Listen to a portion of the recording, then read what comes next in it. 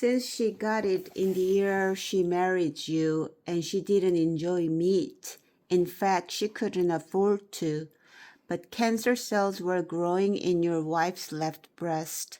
If you had gone back to hear the results right away, they might not have had to cut off her breast. Soon after the surgery, her chest still wrapped with bandages. Your wife planted potatoes in the field, sowing the sprouted potatoes in the field, which now belonged to someone else, because you'd sold it to pay for the surgery. She declared, I will never go to a hospital again. Not only did she refuse to go to hospital, but she also wouldn't let you come near her. Around the time you were to go to Seoul for your birthday, your wife was suffering from stomach problems. You worried whether she could go to Seoul if she was so weak, but she asked you to go to town to buy bananas, having heard about some remedy or not or other.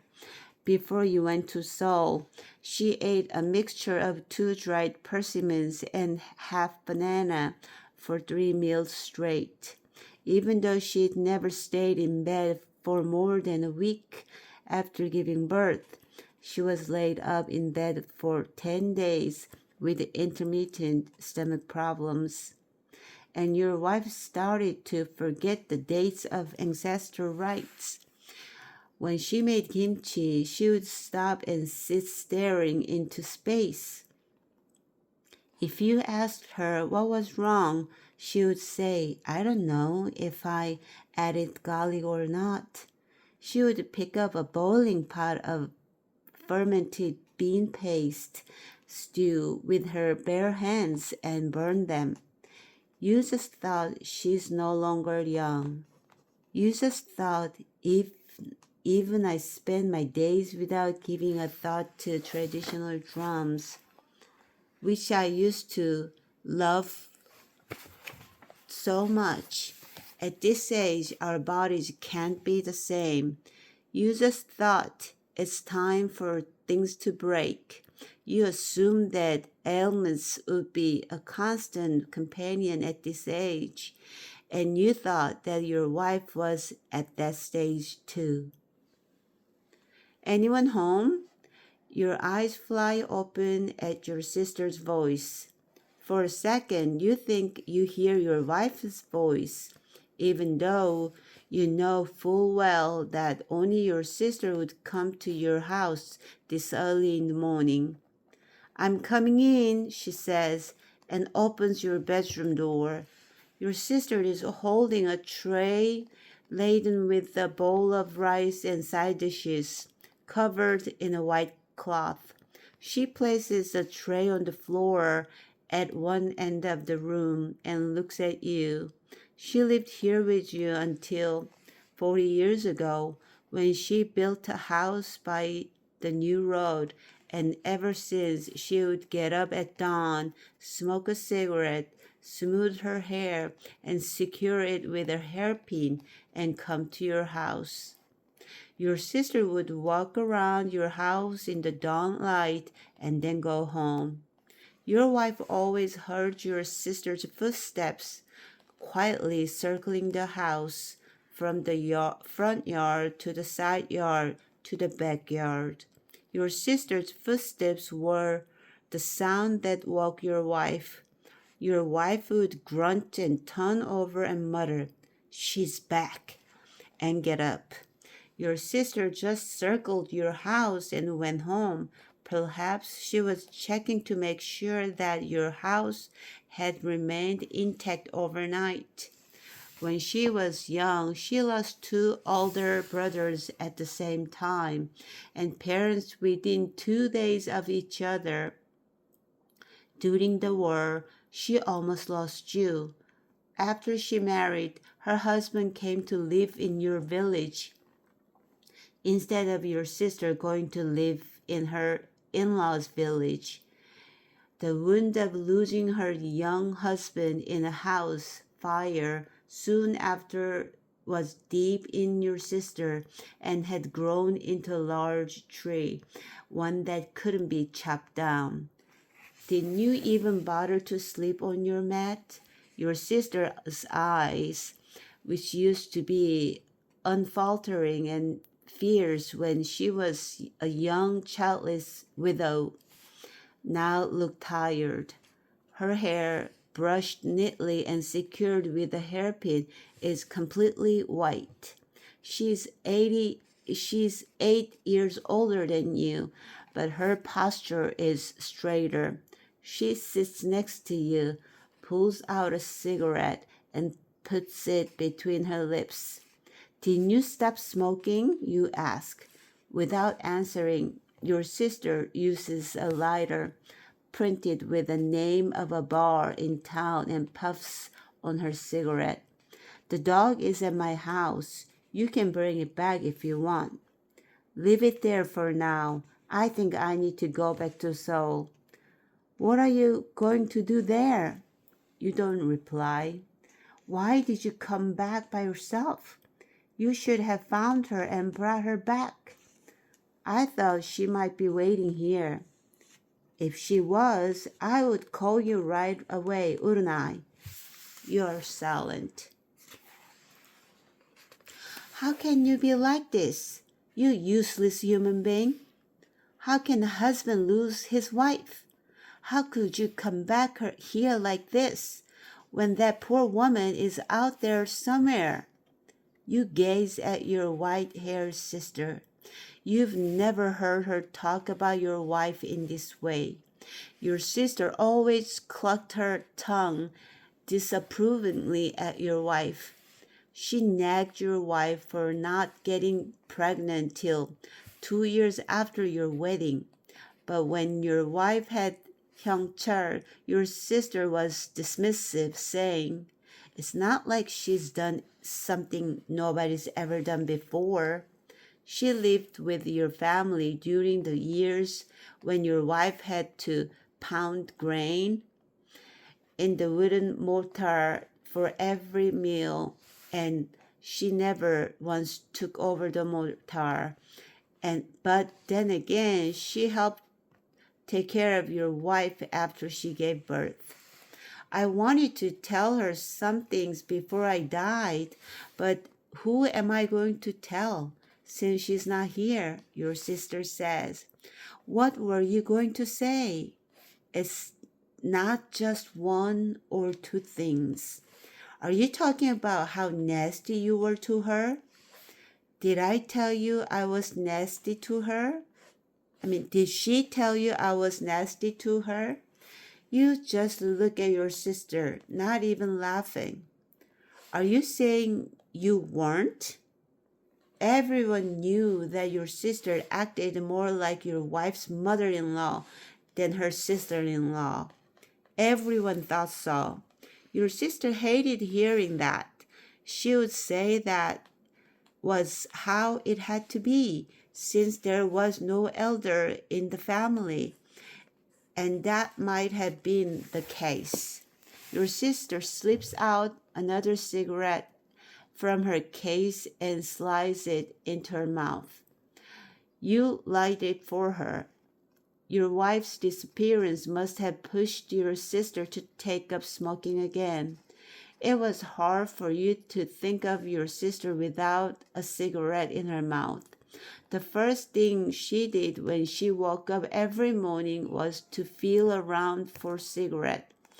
And all day long she looked for cigarettes before she did anything, before she had to go somewhere, before she ate, before she went to bed. You thought she smoked too much, but you never told her to stop. Actually, you couldn't tell her. When you saw her right after her husband died in the fire, she was staring at the house that had burned down, smoking. She was sitting there, smoking one cigarette after another, neither crying nor laughing. She smoked instead of eating or sleeping. 3 months after the fire, you could smell cigarettes on her before you went near her. The tobacco seeped into her fingers. I won't live long now, your sister had said since the day she turned 50. All these years, I thought my lot in life was especially hard and harsh and sad. What do I have? No child, nothing. When our brothers were dying, I thought I should have died instead of them. But after our parents died, I could see you and June even though I was in shock. It seemed we were alone in the world.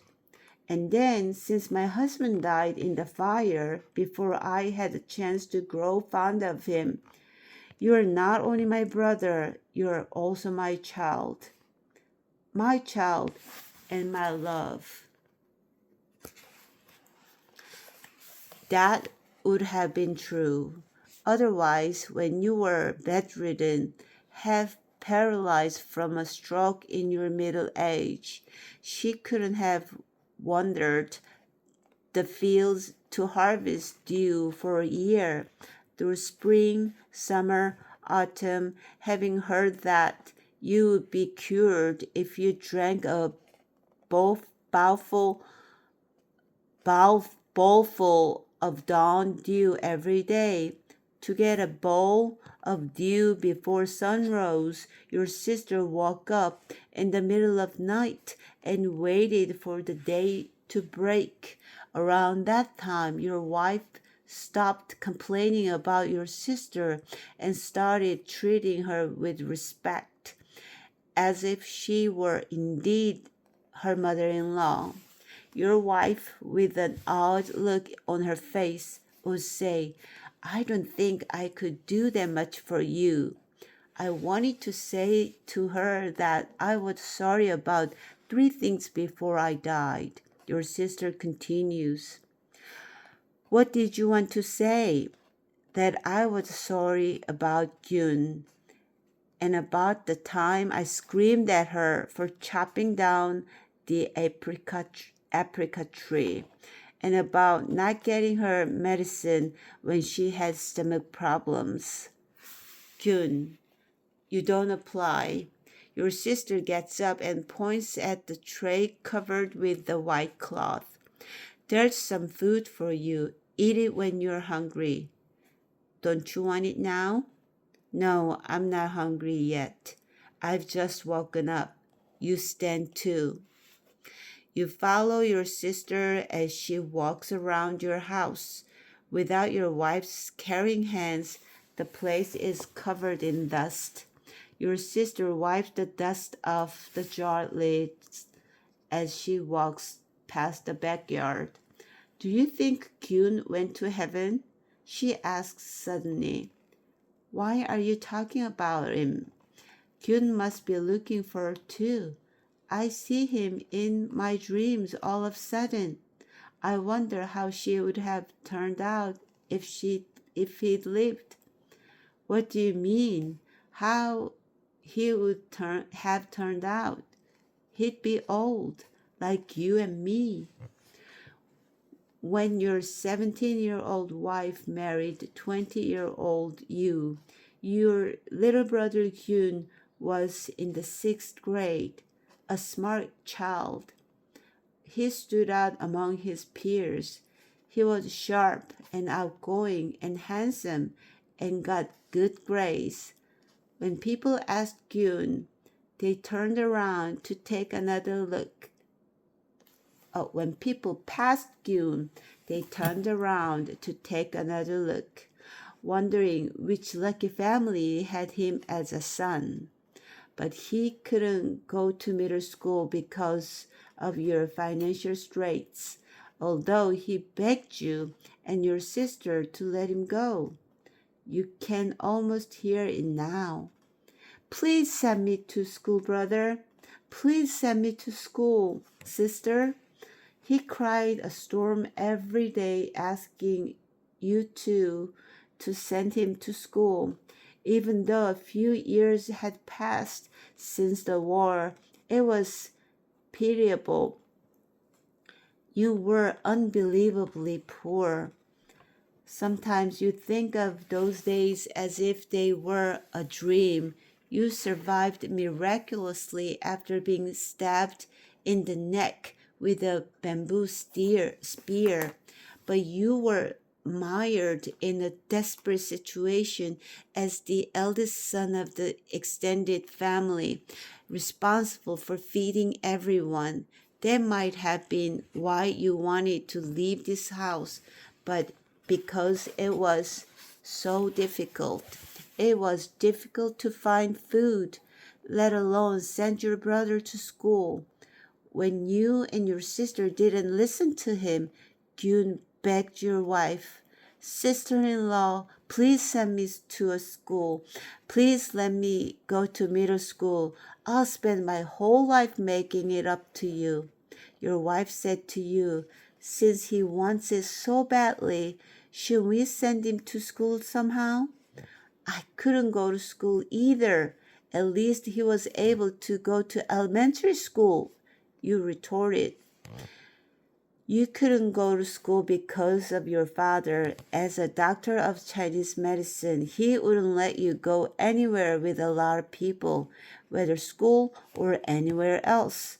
After he lost his two older sons to an epidemic, your father, sitting knee to knee with you, taught you Chinese characters himself. "Let's send him to school," your wife said. "How?" "We can sell the garden." When your sister heard that, she said, "You are going to the ruin of this family." And she sent your wife to her hometown.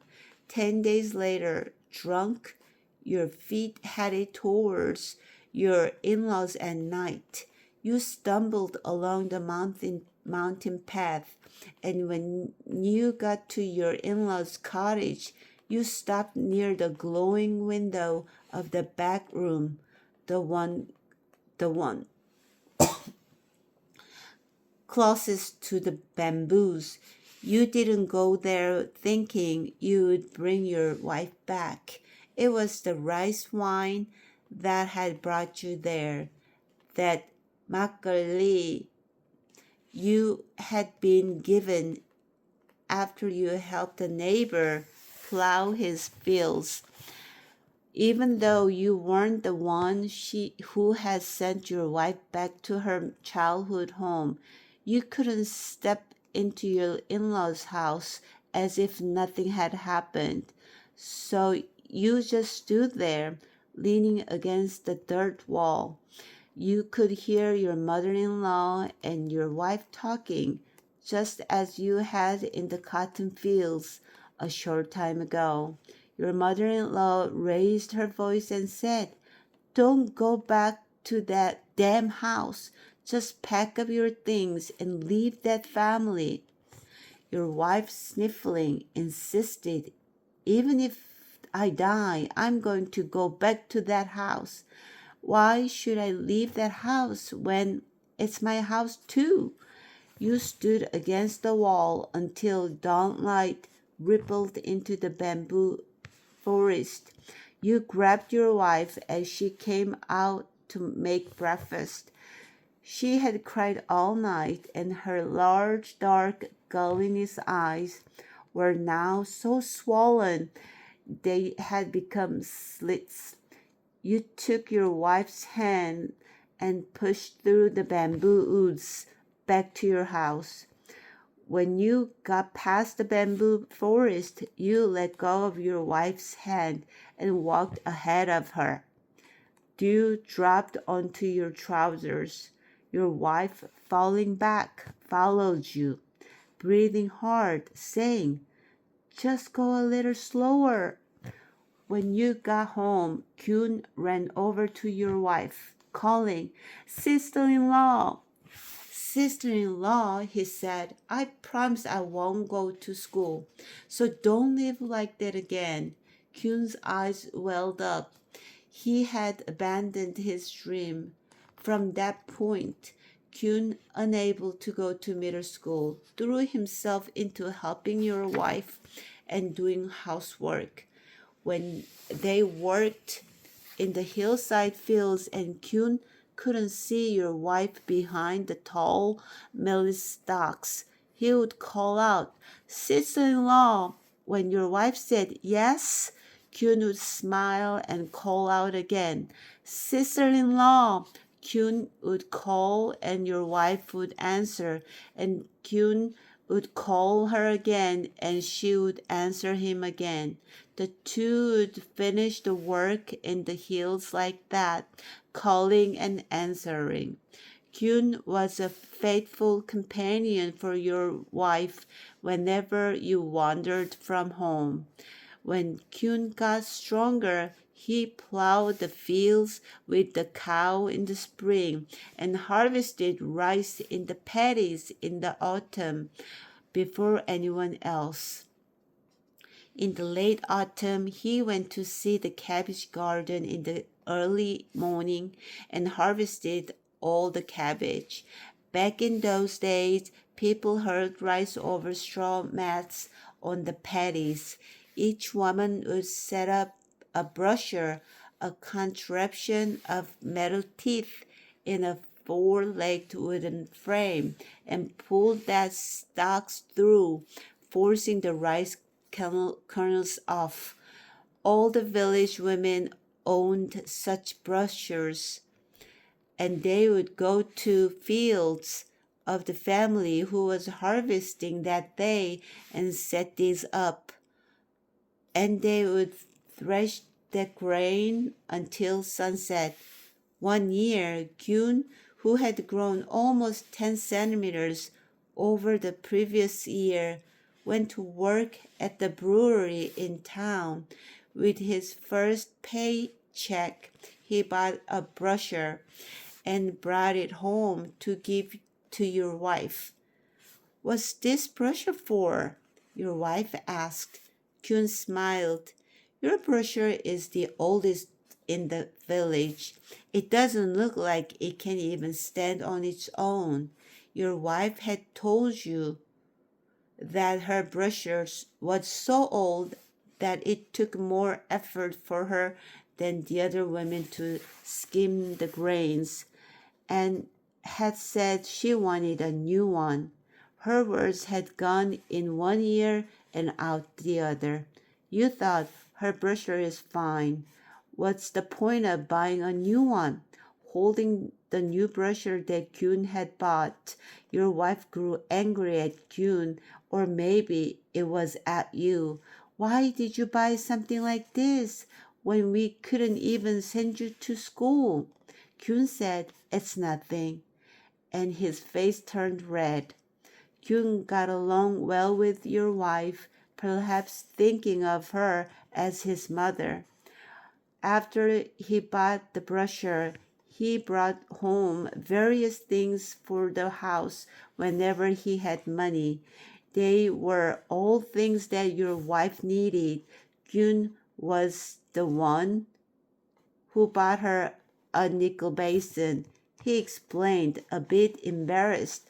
"This is what the other women use, and my sister-in-law is the only one who uses a heavy rubber bin." Your wife made various kinds of kimchi in the nickel basin and used it to carry lunch to the fields. After she used it, she would polish it and put it up on top of the covers. She used it until the nickel wore off and the basin turned white. You get up abruptly and go into the kitchen. You open the back door of the kitchen and look up at the shelf made of poles in the all-purpose room. Squat tables, their legs folded, are stacked on top. At the end sits the decades-old nickel basin. You weren't at home when your wife gave birth to your second son. Kyun was there with her. You heard what happened later. It was winter and cold, but there was no firewood for your wife, who was lying in a cold room after having given birth. Kyun chopped down the old apricot tree in the yard.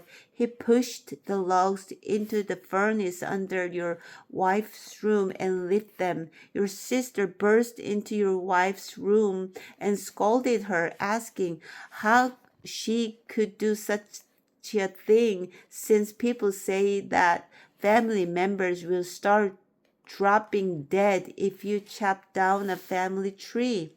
Kyun yelled, I did it. Why are you accusing her? Your sister grabbed Kyun by the throat. Did she tell you to chop it down? You bastard, you awful boy. But Kyun refused to back down. His large dark eyes glittered in his pale face. Then do what you want her to freeze her to death in a cold room? He asked. Freeze to death after having a baby? Soon after that, June left home to earn money. He was gone for 4 years. When he returned penniless, your wife welcomed him back warmly, but June had changed quite a bit while he was away. Though he had become a strapping young man, his eyes were no longer animated when he appeared gloomy, and he appeared gloomy. When your wife asked him what he had done and where he had gone, he wouldn't answer. He didn't even smile at her. You just thought the outside world had been unkind to him. It was the spot where the apricot tree had stood. Maybe 20 days had passed since Gyun returned home. Your wife ran to the store in town where you were playing a game of Ute, her face ashen. She insisted that there was something wrong with Kyun, that you had to come home right away, but you were immersed in your game and told her you would come later. Your wife stood there for a moment, stunned, then flipped over the straw mat on which the youth game was set out. He's dying, she screamed. He's dying. You have to come. Your wife was acting so strangely that you started for your house, a knot in your stomach. Hurry, hurry, your wife shouted, leading the way. It was the first time she had gone ahead of you, running. Kyun was lying on the spot where the apricot tree had stood. He was wriggling, frothing at the mouth, and his tongue was hanging out. What's wrong with him? You looked at your wife, but she was already overcome with grief. It was your wife who had found Kyun in that condition, who was called to the police station several times before they determined the cause of death. A rumor that she'd poisoned her brother-in-law with pesticides spread to the neighboring village. Your sister screamed at your wife. Her eyes reddened. You killed my baby brother. Your wife was calm as she was being questioned by the detectives. If you think I killed him, then just put me away. Once the detectives had to bring your wife home, she'd refused to leave the station, asking to be locked up in jail. Your wife would rip out her hair and grab at her chest in grief. She would bang open the door and run to the well and gulp down cold water. Meanwhile, she ran around in the hills and in the fields, crazed, calling the dead boys name. Kyun, Kyun. The burning in your chest spread and you couldn't stand the heat in your body. Kyun. There was a time when the dead didn't speak and the ones left behind went crazy like that. Now you realize how cowardly you were. You lived your entire life heaping all of your pain onto your wife. Kyun was your brother, yet your wife was the one who needed to be consoled. But because you refused to speak about it, you'd driven her into a corner. Even though she was out of her mind with grief, it was your wife who managed to hire someone to bury Kyun. Years passed, but you never asked for the details. Don't you want to know where she'd buried? She would sometimes ask. You wouldn't say a word. You didn't want to know. Don't resent him because you went like that. You are his brother, and he doesn't have parents, so you have to visit him. I wish we could rebury him in a good spot in the ancestral graveyard. You would yell, "Why do I need to know where that bastard is buried?"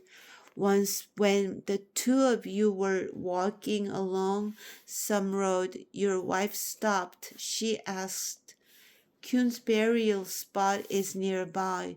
Don't you want to go?" You pretended that you didn't hear her. Why had you hurt her like that until 2 years ago, on the anniversary of Kyun's death? Your wife would make food and take it to his grave. Coming down from the hills, she would smell like soju, her eyes red.